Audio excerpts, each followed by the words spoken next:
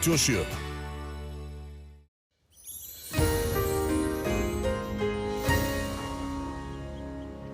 Já, komið sæl. Það hefur verið lítið á landinu í dag og hitatölur víða farið yfir 10 stig og jafnvel hátt í 20, en það á nú eftir að breytast því að það er kalt loft sem er hérna fyrir norðan okkur og kemur til með að steypast yfir landi núna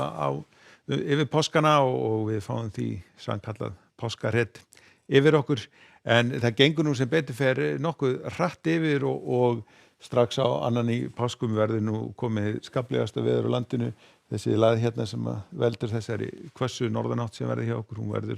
verður komin hérna austur í Noregi og hæðasvæði svona farið að taka völdin hjá okkur. En ef við lítum á hitasviðið að þá sjáum að við erum í hlýjum loftmassa núna og það byrjar strax að kólna á morgun og við sjáum þennan dökkbláa lit sem að fer hérna yfir landið og á páskadag verðum við hérna inn í þessu miðju kalda lofti og það verður kalt hjá okkur og raunar er ekki annað en að sjá að það verði næsta vika verði ansi svöl hjá okkur líka. En við skulum byrja á að skoða vindakortið hjá okkur. Þessi fjólubláu litur táknar hvassviðri og þegar fyrir yfir í brúnana þá erum við komin með storm og það er hvassviðri eða stormur hérna á norðvestanverðu landinu, svona suðvestan átt og það er bara bæta í það þegar að líður á nóttina og við sjáum hvernig þessi dökki litur fer hérna sunnan til líka og á morgun verður komin gula viðvaranir á norðanverðu landinu og síðan dettur einnig inn hérna á suðvesturlandi, þannig að það verður lítið útivistarveður á morgun og síðan sjáum við í raun og veru annað kvöld hvernig þegar norðanáttin er að byrja að koma inn hjá okkur. Og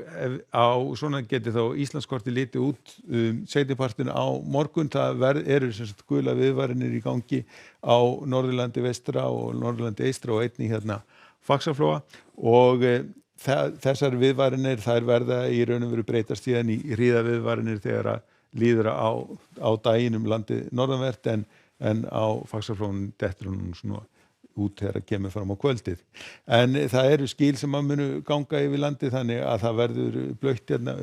landið vestanvert og þá kannski sérstaklega hérna á norðvestanverðu landinu og síðan breytist þetta í raun og veru í snjókomu og hríð annað kvöld. Og ef við skoðum aðeins hvernig hitastig mun breytast hjá okkur, þetta er þá á morgun klukkan annað kvöld, það er frostlaust á nánast öllu landinu, það er rétt hérna á Vestfjörðunum sem verður byrjað að frysta en síðan sjáum við þegar líður á annað kvöld hvernig tölurnar að breytast í frosttölur og aðra nótt verður komið frost all land og strax á páskadagsmorgun og þá sjáum við að það verður orðið býsna kalt á landinu. Frosttölur hérna víða nálægt 10 stigum landið norðanvert en svona heldur mildara sunnan til. Og þessum mun væntanlega fylgja svona hríða veður landið norðanvert að verður snjókomi í þessu en sunnan til ætti að verða bjartviðri en það verður nú ansi kalt í sólinni fyrir sunnan þar sem að það frostið verður svona víða kannski í kringum 5 stig. En það sem að svona helst við erum að hugsa núna er í raun og veru þessi norðanstrengur sem að kemur til með að fylgja þessu sem betur fer að þá á aðali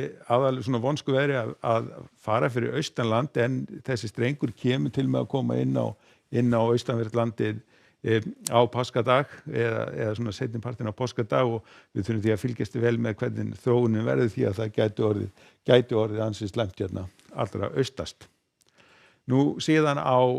mánudeginum á annan í páskum að þá verður þetta svona mestuleyti gengið niður, það verður nú ennþá snjókoma hérna einhverjum landið norðanvert en bjart sunnan til frostum allt land. Og síðan á þriðjudeginum að þá verður svona hæðasvæði farið að taka yfir, verður komið bjart veður allt land, áfram kalt í veðri, aðeins farið að hlýna við suðurströndina en það spár eru nú að gera það fyrir því að það munir síðan kóluna aftur hjá okkur þegar það kemur fram í vikuna. Nú ef við lítum aðeins til Evrópu að þá nú fínasta veður hérna á Bretlandseyjum þó að þar eigi nú eftir að kólna einhver úrkoma hérna við vesturströnd Noregs en yfirleitt bjart veður í álfunni en skúraleiðingar á Ítalíu og svo einnig hérna við á Balkanskaganum. En við skulum láta þetta duga þér í kvöld. Verið sæl.